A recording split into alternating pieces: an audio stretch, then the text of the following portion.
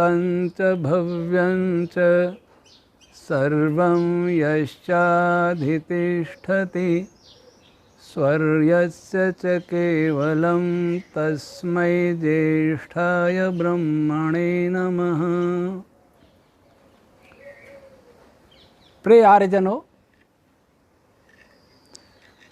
आज मैं एक निवेदन के साथ आपके सामने प्रस्तुत हूँ। देश में 22 मार्च से बंद चल रहा है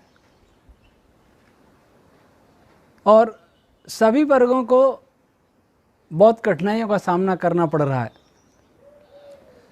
सरकार अपने ढंग से उनकी व्यवस्थाएं करने का प्रयास कर रही है, लेकिन एक वर्ग वह है जिसकी ओर किसी का ध्यान नहीं है। इसलिए मैं आग्रह करता हूं कि इस ओर आपको ध्यान देना चाहिए। वह वर्ग है जो उपदेशक इन दिनों में आर्य समाज के वार्षिक समारोह में जाया करते थे। कुछ उनको दक्षिणा मिल जाती थी, उनकी आजीविका उनकी हो जाया करती थी। प्रायः कार्यक्रम इन गर्मियों की छुट्टियों में अधिक हुआ करते थे। वो कार्यक्रम बिल्कुल बंद हैं, यज्ञ संस्कार आदि भी बंद हैं। ऐसे में जिनको बहुत कम दक्षिणा मिलती थी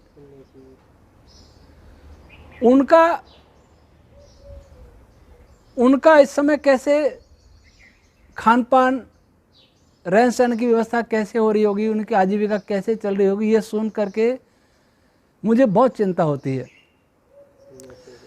जो बड़े बड़े उपदेशक हैं जिनको आप लोग अच्छी दक्षिणा देते हैं, या जो उपदेशक हैं विदेशों में जाते रहते हैं, या जो उपदेशक जो सरकारी प्रोफेसर या अध्यापक आदि हैं अथवा पेंशनर हैं, उनका तो काम चल सकता है, उनके पास बैंक बैलेंस भी होता है। लेकिन जो छोटे उपदेशक, भजनोपदेशक और आर्यवीर दल के कुछ कार्यकर्ता जिनको कुछ दक्षिणा मिलती है, कुछ ऐसे साधु सन्यासी जिनका कोई आश्रम नहीं है, आश्रम है तो बहुत छोटा है, साधनहीन है, कुछ ऐसे सन्यासी जो परिव्राजक घूमते रहते हैं, उनका कहाँ आश्रय स्थल होगा, कैसे उनकी भोजन व्यवस्था हो रही होगी, कैसे वस्त्र आदि की व्यवस्था हो रही होगी, कैसे चिकित्सा की, कैसे सब व्यवस्था कैसे चल रही होंगी, मैं नहीं जानता। आर्य समाजों में जो पुरोहित रहते हैं उनका पौरोहित्य कर्म भी इस समय बंद है लगभग। वो बेरोजगार हैं, उनकी आय का कोई साधन नहीं है, उनको आर्य समाज से बहुत कम वेतन मिलता है। उस वेतन से कैसे उनका पालन हो रहा होगा, उनके बच्चों का कैसे पालन हो रहा होगा, ये बहुत सोचने की बात है। आर्यों ऋषियों ने पंच महायज्ञ हम सबके लिए अनिवार्य बताएं, प्रत्येक गृहस्थ के लिए। उसमें एक यज्ञ है अतिथि यज्ञ। ये हम आर्यों के, आर्य समाजियों के घरों में ये बहुत भारी कमी है कि अतिथि यज्ञ हम नहीं करते। आर्य समाज में कोई आता है तो कठिनाई से भोजन की व्यवस्था होती है, जबकि कोई परिचय होता है आर्य समाज के किसी पदाधिकारी से तब, और परिचय भी होता है तब भी भोजन व्यवस्था होटल से कर दी जाती है, ऐसे वैसे कर दी जाती है। अतिथि यज्ञ जैसा भाव हमारे अंदर नहीं रहा, जो सबसे बड़ा पाप है। आज वह भी बंद हो गया। हमारे यहाँ कभी कभी उपदेशक आ जाते हैं, कोई उनको दान दक्षिणा दे सकते थे, भोजन कर, वो भी अब बंद है। वैसी स्थिति में आपसे अपील करता हूँ कि यदि आप किसी आर्य समाज के पदाधिकारी हैं और आपके आर्य समाज में कोई पुरोहित है और वह पुरोहित ऐसा है कि उसकी आय भी बहुत कम है, तो आप उसका पूरा दायित्व लेवें। जितना वेतन दिया करते थे सामान्य दिनों में, उससे काम नहीं चलेगा।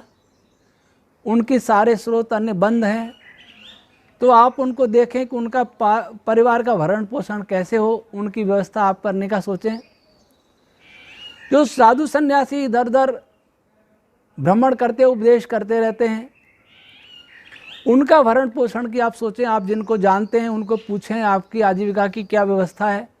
और मैं समझता पूछना भी ठीक नहीं है, उनको सीधा आप कुछ सहयोग धनादेश से या किसी भी प्रकार से भेजें। वो मांगने में स्वाभिमानी व्यक्ति संकोच अनुभव करता है, किसी से पूछ करके आप उनके स्वाभिमान को ठेस नहीं पहुंचाएं, ऐसा मेरा आग्रह है। आप स्वयं भी उनको सहयोग करें। जो गृहस्थ हैं उनका विशेष ध्यान रखा जाए, जो वृद्ध हैं उनका विशेष ध्यान रखा जाए। जो छोटे छोटे गुरुकुल हैं जिनमें बच्चे हैं लेकिन आय के स्रोत बहुत कम है, दानदाता बहुत कम जुड़े हैं, उनमें ब्रह्मचारियों को कैसे भोजन मिल रहा होगा, उनकी गायों का कैसे पालन हो रहा होगा, ये सब आपको ही सोचना है, क्योंकि इसमें कोई सरकार मदद नहीं करेगी। इसलिए आपका ये धर्म बनता है कि आप उनका पालन करें जिनको आप जानते हैं या जो आपके निकट हैं। आज ध्यान रखिए कि जो व्याकरण पढ़ता है, एक ब्रह्मचारी आता है, चाहे वो कुछ योग्यता रखता है या नहीं रखता है, क्या करेगा क्या नहीं करेगा, मैं तो ये अनुभव करता हूँ कि जो पढ़ने भी आ रहा है गुरुकुल में, वो भी आर्य समाज पर एक बहुत बड़ा उपकार कर रहा है। कोई ये ना सोचे कि कोई मेरा विरोध करता है, इसकी ये बिल्कुल नहीं सोचें।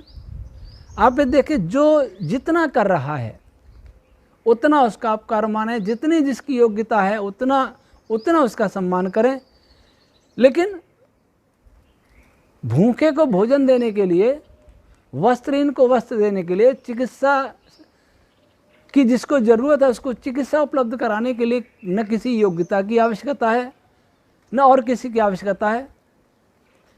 आप थोड़ा अपने खर्चे में कमी कर सकते हैं, आपका भी काम चल जाएगा और उसका भी काम चल जाएगा। ईशावास्यम इदं सर्वम, यही तो मंत्र कहता है। हम उपदेश बहुत सुनते हैं और बहुत उपदेश करते भी हैं,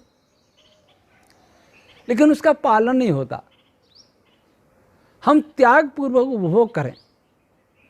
जितना हमारे बच्चे मध्यम वर्ग के या धनी वर्ग के बच्चे जेब खर्च कर देते महीने में, उतना तो बेचारे किसी उपदेशक की आय भी नहीं होती मासिक।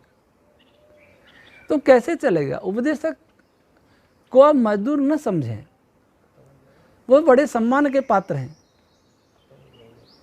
इसलिए, और जो उपदेशक कभी दक्षिणा भी नहीं मांगते, बहुत सरल हैं, उनका विशेष ध्यान रखें। ये आपका परम कर्तव्य है। इस समय बहुत अधिक ज़रूरत है उनको आपकी सहायता की। मुझे आशा है कि आप इसमें ज़रूर आगे आएंगे। उनकी गौशालाएं चल रही हैं, उनकी गायों को आपकी बहुत आवश्यकता है। मुझे विश्वास है कि आपके पास धन है तो अवश्य देंगे, नहीं है तो थोड़ा देंगे। काम नहीं का मतलब आपके पास कम है तो थोड़ा भी देंगे। जो धनी वर्ग है, उद्योगपति है, उनकी बहुत बड़ी जिम्मेदारी है। यद्यपि उनको मजदूरों को भी देना है, अपने घर काम करने वालों को भी देना, लेकिन इनका भी ध्यान रखना है। ये संकट टल जाएगा। संकट कृत्रिम है कि प्राकृतिक है, ये बहस का विषय नहीं, ये मैं बोल चुका हूँ। लेकिन जो भी है, संकट है, ये दिन निकल जाएंगे। आप थोड़ा त्याग का परिचय दीजिए, वेदोक्त मार्ग पर चलने का प्रयास कीजिए, उपदेश नहीं कर्म में परिणत करिए, सुने नहीं हम करें भी। ईश्वर करे आप हम सबको सच्चा आर्य बनाए, सच्चा मनुष्य बनाए, ऋषियों का सच्चा भक्त बनाए, जिसे हम त्याग पूर्वक जीवन जीवें।